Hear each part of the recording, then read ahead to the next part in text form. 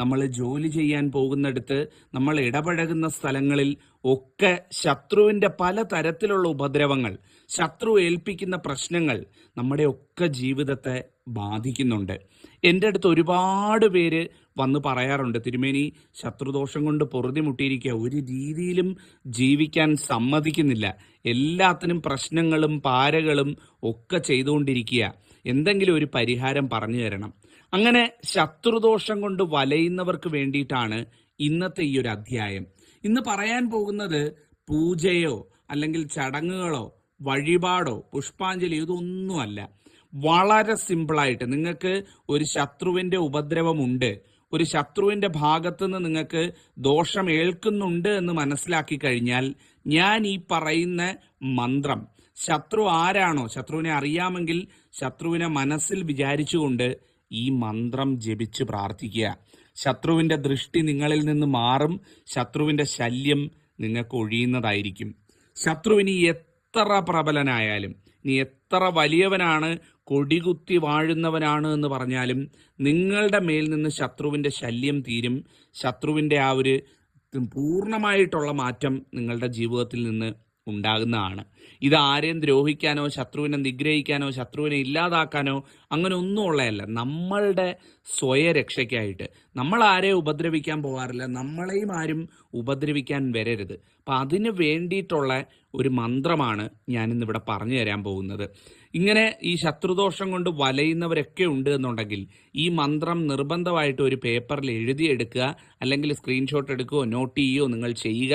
ചെയ്തിട്ട് നിങ്ങൾക്ക് ഈ ശത്രുവിൻ്റെ പല രീതിയിൽ, ഉദാഹരണത്തിന് ജോലി സ്ഥലത്ത് ശത്രുവുണ്ട്, ശത്രുവിനെ കൊണ്ട് വല്ലാത്ത കഷ്ടപ്പാടും ദുരിതവുമാണ്, ഒരു രീതിയിലും ശത്രു ജോലി ചെയ്ത് ജീവിക്കാൻ സമ്മതിക്കുന്നില്ല, ഉദാഹരണം പറയുകയാണ്.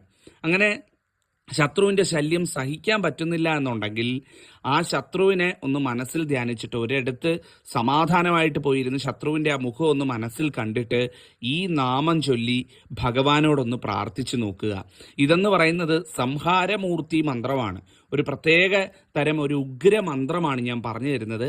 മന്ത്രം ഇങ്ങനെയാണ്, നിങ്ങളൊന്ന് എഴുതിയെടുത്തുകൊള്ളൂ. ഓം നമ സംഹാരമൂർത്തിം വന്ദേ സകല ദുഷ്ടരൂപായ സർവപ്രപഞ്ചശക്തിം മഹാബലയെ രക്തവർണം ക്ഷുദ്ര നാദാതിഹിസ്ര സാധ്യം കഠിനഹൃത്തം ജിഹ്വാവാസം സർവരിപു ജീവജാലയുർ സംഹാരശക്തിം. അപ്പം ഇത് കൃത്യമായിട്ട് ഞാനിപ്പോൾ പതുക്കെ ഓരോ അക്ഷരമായിട്ടാണ് നിങ്ങൾക്ക് പറഞ്ഞു തന്നത്. ഇത് കൃത്യമായിട്ട് 3 തവണ ചൊല്ലണം. ഇതെല്ലാവർക്കും മനപ്പാഠം ആകണമെന്നില്ല. അതുകൊണ്ട് ഇത് കൃത്യമായിട്ട് എഴുതിയെടുത്ത് ആ ശത്രുവിൻ്റെ മുഖമൊന്ന് മനസ്സിൽ കണ്ടുകൊണ്ട് എവിടെങ്കിലും ഒരിടത്തിരുന്ന് 3 പ്രാവശ്യം ഈ മന്ത്രം ചൊല്ലണം. ഈ മന്ത്രം ചൊല്ലി പ്രാർത്ഥിച്ച് ഒന്ന് ഓം നമഃശിവായ കൂടി ഉരുവിട്ട് കഴിഞ്ഞാൽ മന്ത്രം പൂർത്തീകരിച്ചു. വേറെ പൂജയോ പ്രത്യേകം സമയമോ പ്രത്യേകം നേരമോ ഒന്നും ഇത് ജപിക്കാൻ നിങ്ങൾ നോക്കേണ്ട കാര്യമില്ല. ഇപ്പം നിങ്ങൾ ആർത്തവ സമയത്തിലൂടെ, സ്ത്രീകളാണ് ആർത്തവ സമയത്തിലൂടെയാണ് കടന്നു പോകുന്നത്, ശത്രുവിൻ്റെ ശല്യം സഹിക്കാൻ പറ്റാതെ വരുന്നത്, ആ സമയത്ത് ഇതങ്ങ് ചൊല്ലിയേക്കുക. ഒരിക്കൽ കൂടി പറയാം. ഓം നമ സംഹാരമൂർത്തിം വന്ദേ സകല ദുഷ്ടരൂപായ സർവപ്രപഞ്ചശക്തിം മഹാബലയെ രക്തവർണം ക്ഷുദ്രനാദാതിഹിസ്ര സാധ്യം കഠിനഹൃത്തം ജിഹ്വവാസം സർവരിപു ജീവജാലയുർ സംഹാരശക്തിം. ഇങ്ങനെ വേണം ഇത് ചൊല്ലാനായിട്ട്. ചൊല്ലി പറഞ്ഞ് നിങ്ങളുടെ മനസ്സിലുള്ള സങ്കടം ഭഗവാനോട് പറയുക, കാര്യം നടന്നു കിട്ടും. ഇത് ചൊല്ലിക്കഴിഞ്ഞ് ഓം നമഃശിവായ കൂടി ചൊല്ലുക. ഓം നമഃശിവായ ഒരു 108 തവണയോ അല്ലെങ്കിൽ 12 തവണയോ അല്ലെങ്കിൽ 18 തവണയോ നിങ്ങളുടെ സൗകര്യാർത്ഥം ചൊല്ലി ഒന്ന് ശിവഭഗവാനെയും കൂടെ ഒന്ന് പ്രാർത്ഥിച്ച് ഈ മന്ത്രം ചൊല്ലുക. ശത്രുവിൻ്റെ ദൃഷ്ടി മാറും, ശത്രുവിൻ്റെ പത്തി മടങ്ങും, ശത്രു ക്ഷയിക്കും. നിങ്ങൾക്ക് പൂർണ്ണമായിട്ടും ശത്രുവിൽ നിന്നുള്ള മോചനം ലഭ്യമാകുന്നതാണ്. നിങ്ങൾക്ക് ഏത് അവസരത്തിലും ഉപയോഗിക്കാൻ പറ്റുന്ന മന്ത്രമാണ്, ചൊല്ലി പറഞ്ഞുകൊള്ളൂ.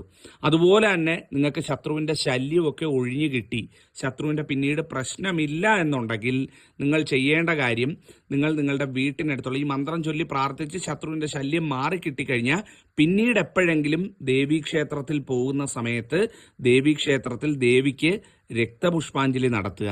ഇത് ചൊല്ലി ഉടനെ ഒന്നും നടത്തണമെന്നില്ല. ഇത് ചൊല്ലി പറഞ്ഞ് നിങ്ങൾ പ്രാർത്ഥിക്കുക. ശത്രുവിൻ്റെ ആ ഒരു കണ്ണിൽ നിന്ന് നിങ്ങൾക്ക് മാറ്റം ഉണ്ടാകും. ശത്രുദോഷം ശമിക്കും. ശത്രു എത്ര കൊലകൊമ്പനായാലും മാറിപ്പോവും. അതെല്ലാം കഴിഞ്ഞ് പിന്നീട് എപ്പോഴെങ്കിലും നിങ്ങൾ ദേവീക്ഷേത്രത്തിൽ പോകുന്ന സമയത്ത്, സൗകര്യാർത്ഥം പോകുന്ന സമയത്ത്, ശത്രുദോഷം തീർത്തു തന്നതിന് ദേവിയോടൊന്ന് പ്രത്യേകം പ്രാർത്ഥിച്ച് ദേവിക്കൊരു രക്തപുഷ്പാഞ്ജലി കൂടി നടത്തുക. അതുപോലെ പിന്നീട് എപ്പോഴെങ്കിലും ശിവക്ഷേത്രത്തിൽ പോകുന്ന സമയത്ത് ശിവന് പ്രത്യേക ഒരു അഘോര പുഷ്പാഞ്ജലി കൂടെ നടത്തുക.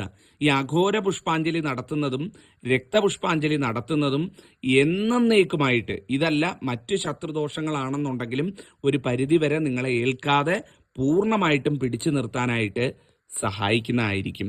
ഒരുപാട് പേർക്ക് പറഞ്ഞു കൊടുത്തിട്ടുള്ളതാണ്. എൻ്റെ ജീവിതത്തിൽ എനിക്ക് എന്നോട് ചോദിക്കുന്നവർക്കൊക്കെ ഞാൻ പറഞ്ഞു കൊടുക്കുന്ന ഒരു അതിശക്തിയാർന്ന മന്ത്രമാണിത്. നിങ്ങളും തീർച്ചയായിട്ടും ജപിക്കുക, അതിൻ്റെ ഗുണം കിട്ടും.